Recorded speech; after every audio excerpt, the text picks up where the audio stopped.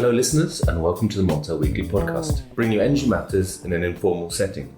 My name's Richard Sverrisson and I'm joined today by Paolo Coghe of Acousmatics and my colleague Chris Eales, who's not wearing denim today. My day off. Yes. So I thought, gentlemen, we're in Paris. There's been quite a lot of news this week, coming especially in relation to the nuclear plants and the European pressurised reactors. There's been some news on this. Paolo, if I can start by asking you, what's your assessment of the delays and the cost overruns now? The latest ones at Flamanville. I mean, did this take you by surprise? To be honest, no. They didn't take me by surprise because these are very large engineering projects, and so you have to put that into account. That is why they go with usually very low bids to win the project, and then they sort of adapt the budget a little bit as it comes. But even knowing the nature of the bid, so to speak, effectively what is happening with the EPR reactors in Europe, and it could be Hinkley, it could be Flamanville, it could be Oliquato, they are just, first in class when it comes to having new budgets, higher budgets each time. Any way you want to look at it, more cost is eating into the profit of the whoever invested in subscribe to this investment. Whether it's the French state, whether it's the indirectly the other EDF shareholders, and so on and so forth. These delays will eat into profit. There's no doubt about that. What was the news that came out this week then, Chris? The news was that they decided that to carry out repairs on the welds, these 8 defective welds, it would cost them another 1.4 billion euros. And I think that was the correct figure. And they also said that fuel loading begin at the end of 2022. Now, what they said previously? The last thing they said in July, they said that this reactor would not start up before the end of 2022. There's a bit of a grey area about when you talk about a startup and when you talk about fuel loading. So just to be clear about this reactor at the moment isn't actually going to start up until probably mid-2023. The date they've given is for fuel loading end of 2022. So it's a new date in a way it is, and it's more costly than they thought. Yes. So that's the news. That is the news, and they usually come in pairs. It takes longer and it costs more, right? So it's like a double whammy. And as I said, if we look at Hinkley, I think before this last because at Hinkley there's also a new budget, a new estimate. Of course, right. And then when it's not the welding, it's some other problem. But I joined some numbers. Hinkley went from just in the last couple summers, really from summer 17 onwards, from 18.1 billion. They added $1.5 billion. I like it when I can talk about billion. Then another 2.9. Pocket money for you, Paolo. And then interestingly, they give a range of what it might cost in the future, right? It's between something and 22.5. Now, if experience is telling us anything, is that there is an inherent bias in these things. I personally believe it unlikely that they're going to do something sooner and that their estimate additional costs are actually going to be inferior. Right? If something happens, is it going in the wrong side, right? So maybe even the 22.5 billion is a bit conservative, although I'm sure that they've done all their calculations and so far the number is the right one. I've said that there's a timeline, a slightly different timeline, but do you think this will actually lead to a further delay? Because the other news was that EDF said we have a plan B if ASN does not accept using the robots. But that's an important element, isn't it? Yeah. Because it's if they accept the robots, it's 6 months, and if they don't, it could be an extra year. Correct, but it's not their decision, and this I think exemplifies how difficult it is to pull these projects off in time and on budget, right? If not impossible. This is like textbook. EDF must assess the problem, right? That takes time. After assessing the problem, they must think of a solution, test it, and devise it and propose it to the ASN, right? So in this case, they've got a 3-pronged approach. If one doesn't work, there's another one, and the ASN will decide. And so they're giving the impression that they're not resting on their laurels, so to speak. It's being unintentionally ironic. But they're working hard, and yet the nature of the process is such that they have to wait for the ASN. Robots will be employed. Many times this is the first time such a problem has to be solved. That's what also makes it so difficult. So I would, if it was a yes or no type of answer, do you think they will ultimately be delayed a bit more? I would say yes. Yeah. And how long would that delay be? 6 months, a year? I mean, honestly, I do not have a precise estimate, but then if everything else that we said stands, it wouldn't be a 2-week delay, right? No. It would be several months. On that point, there is another deadline, which I think is 2024, if I'm right, for the lid of the pressure vessel, because they've talked about the lid being can only be in service for a number of years. Is that? Do you know whether that's a deadline from the? Is it? I mean, does it mean that that lid could be in place for 4 years after the EPR started up, or is it actually 2024 and then they have to change the lid? To be honest with you, I don't have a precise estimate of that. I'm not looking into that. But when you're saying Hinkley, the numbers there, and they've just basically done the groundwork there. Yeah. Flamanville, they've come obviously a lot further. Yeah. But with Hinkley, it's 18 billion pounds. Was it, or was that in euros? It's supposed to be now. And now I think it's euros. Okay. No, maybe it's pounds. Sorry. But that's already 30%, 40%. About 25-30%. Yeah, my maths is not always that great. No, it's okay. but it's so 25%, 30% over budget, and they haven't really got going as such yet. Exactly.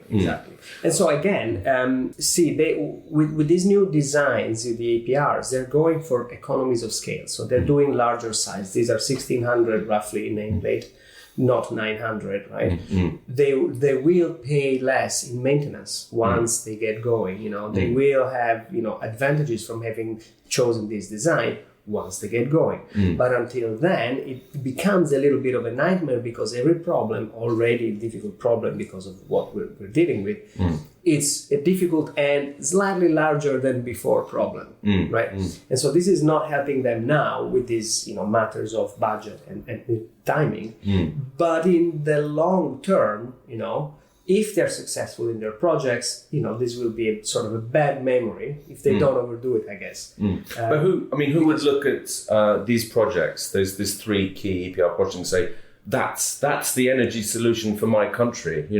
Several billion over budget, delays of massive amounts of years. I mean, where are the potential customers and clients for such huge projects? One thought is, again, I think that France and the French like to think big and have big ideas and long-term views. So they've had the vision to go nuclear. They made a decision at the country level. It's not by chance that today 75% of their electricity is generated by nuclear sources. And that is very useful today. But first of all, it's been quite a reliable source of cheap power once you've sunk a lot of money in the ground. It comes useful today because it doesn't produce CO2, right? At a time when, as we've seen in other countries, some decisions are clearly being deemed the wrong ones. I would like to mention what is happening with Poland. Of course. I was going to ask you about that, Paolo, because you were the author of a report that was published this week about Poland and the state utility there and the lignite mine. And they're facing these decisions, and not just in Poland. You could see that as the BREF, air pollution new standards came in a few years back, forcing utilities to basically come up to speed in terms of the equipment they use or stop generating. Right, some utilities have clearly made a decision to go green, to invest more in renewables, which in periods of high prices are generating more revenues, right? Because they don't have the CO2 cost, right? And other companies or industries have not, and Poland is such a case. I don't think that staying with nuclear today is a bad decision for France as such. We also know that when Hollande was around, he had promised a certain decrease in the, in how much the country was dependent on nuclear and a certain timeline. We know that Macron has come in and said, yes, of course, we remain committed to decreasing our dependency, but not so fast, right? And so, and yet, there will be closures, but I don't think the country will change and switch on its, sort of vocation to nuclear.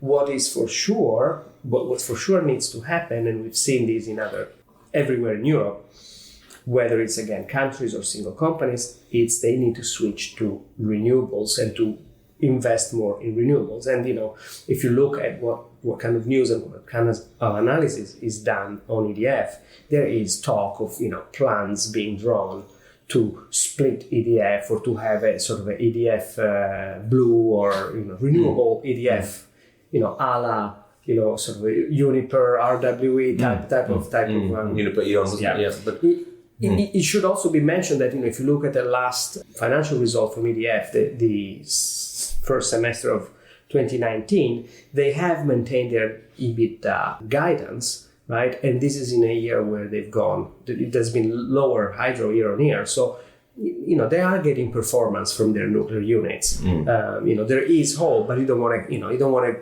have this buffer become too thin. Exactly, and as we've mentioned previously on this podcast, that the reactors aren't getting any younger, and there's probably more, and the scrutiny on them post Fukushima is probably going to become ever greater. Correct. Wouldn't you say, Paolo? There is a very interesting point here, and once again, it testifies to how the French think and act and the decisions they've made for this industry. So, the lifetime of a nuclear reactor is, let's say, 40 years. The 40 years don't start from the beginning. There is a start of a plant, and then there is a 10-year review, revision décennale. Then there is where you get a stamp that approves it for another 10 years, then a stamp that approves it for another 10 years, and so forth until you have the fourth visite décennale. And that is the one which is the most important, right? Bar the first, perhaps, where you're actually saying, based on the results of this visit, we agree to release another 10-year continual stamp. But this is the one that's going to go beyond the 40 years, right? So they're going to be extremely careful when they do these visits, when they release the approval. So getting this approval is crucial. I reckon about half of EDF's fleet will have to have this fourth visit between now and 2025. So it's a crucial time coming up. EDF was in the news this week about a potential split, wasn't it? Could you just update us on that? That's right. I think EDF's CEO, Jean-Bernard Lévy, wrote a letter to staff in which he said that their proposal to restructure EDF would not be submitted to the government as planned by the end of this year. Instead, it would happen possibly in the spring. The context of that news is a recent protest from the unions, the energy unions in France, who 4 of the biggest are calling strikes, and called one in mid-September, which was well supported, relatively speaking. They claim they had 9 gigawatts of cuts. And that, I think, is possibly having an impact on government thinking. Some observers believe that has some kind of sway. The unions are very upset about this plan, which would effectively, they say, split EDF up, and something they're very much against.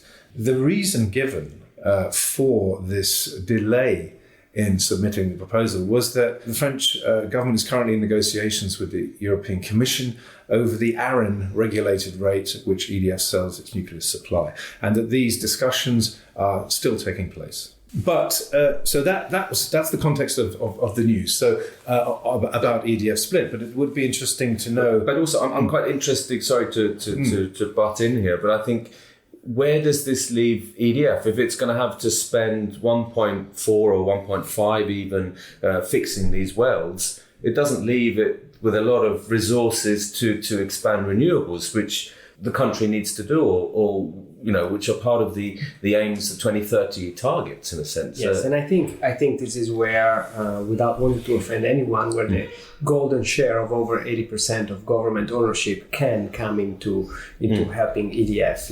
I don't think. I recently looked at the case of PGE in Poland. PGE is 57% owned by the government.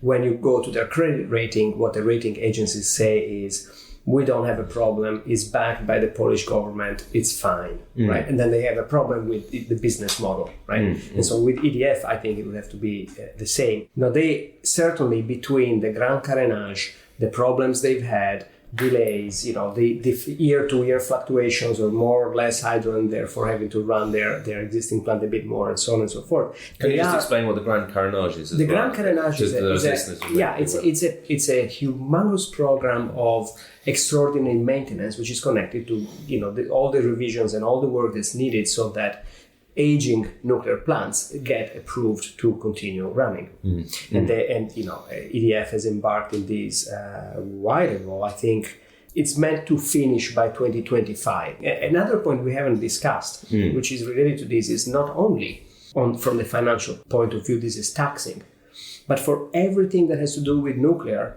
finding problems, devising solutions, testing them, fixing the problems, you need know-how in terms of the engineers that are going to find the problems or devise solutions, and so on and so forth. There's only so many, a generation of engineers has retired. I am not inside EDF to know. I'm sure they're doing all they can to replenish these. So that's one point, which is not directly financial, like the lack of know-how in terms of the people.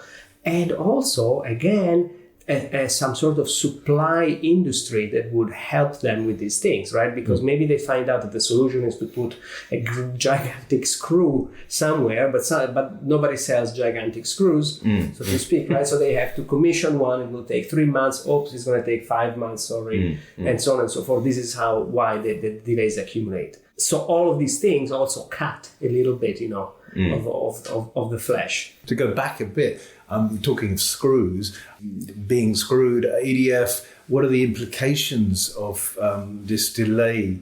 Because we haven't really talked about, when you say that nuclear is required for the future, when you have all these delays and problems, what does that mean for them?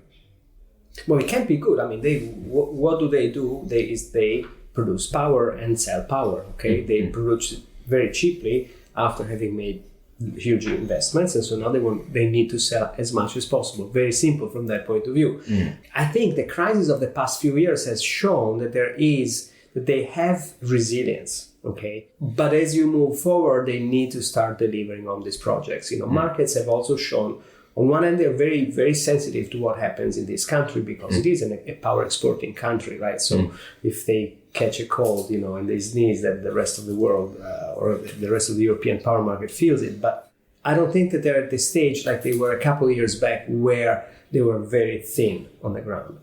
They still have time. They're doing a good job in trying to fix the problems, but they can't afford bigger, longer delays going forward, I think, especially because, and once again, we tie back to the financial stuff, every delay is less money in their pockets. So this isn't, so for you, this isn't a big blow. This isn't the knockout blow for the nuclear industry. You can also die from 1,000 cuts, right? And so in this case, I don't, if I had to pick a big blow, that would have been the one from a couple of years back, right? In 2016. In 2016, where they had to go back and figure out from handwritten records who forged what, and so on and so forth, going back a couple of decades. That was a bigger blow because you could see that the ASN immediately moved in and rightly so managed the whole process. This is of the same kind. It's not going to be gentle to the company given the delays estimated and the amounts. Again, counting in millions. But I don't think it's as big a blow. However, it also comes from the previous blow, right? So again, there is a cumulative effect here. So. There's only so much has so many blows that you the wouldn't body, want. Yeah, I there's a mean, limit. again, would you want to see the glass half full? Then we go to China, where yes, it's on the ground. It can be done, right? The Taishan. So that's what we know. Yeah, the Taishan one, right? Yeah. So we know it can be done. That's great. Or better yet, we know it can be done in China. Okay, so here we look back to unions, for example. I don't think they have strong unions in China. I doubt it, maybe. But sticking with 2016 and what happened there, we've seen also in recent weeks some problems emerge with steam generators at 6 reactors. So isn't that right, Chris? That's right. Yeah, the problems with the 6 reactors. We're in the middle. We're very close. ASN is very close to making a decision or to announcing their decision on what will happen to these 6 reactors that EDF have identified as having substandard welding on parts of their steam generators.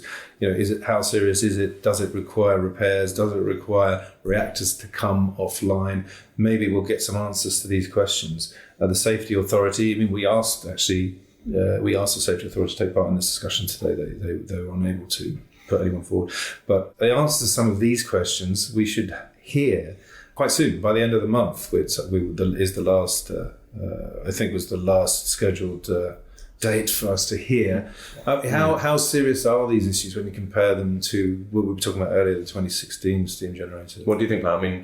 The markets are very sensitive to this information as well. Markets are sensitive because I have to repeat myself, but there isn't a small or a simple problem, right? So if you go look at the previous one, the content of carbon concentration in a big part of the boiler, how do you even start measuring that or finding, okay? And in this case, it seems to be a simpler problem from the outside, right? Well, how difficult could that be? Well, you want to be sure you've done a good job, right? It wasn't easy in the EPR. Yeah. The welding is the issue there. And that's proved very expensive and cost and timely. Right. So back to my point, there isn't a small or a simple problem here. So I guess therefore maybe I have to change my advice a little bit. Is potentially another big blow. Okay, potentially. Let's see what the ASN says on the now that it's their turn to speak, so to say. Absolutely. I'm sure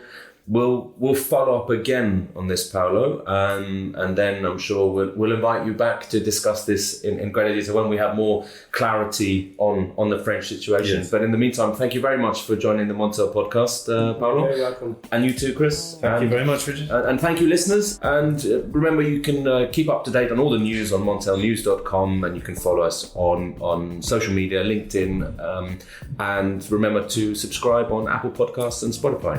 Thank you very much. Goodbye.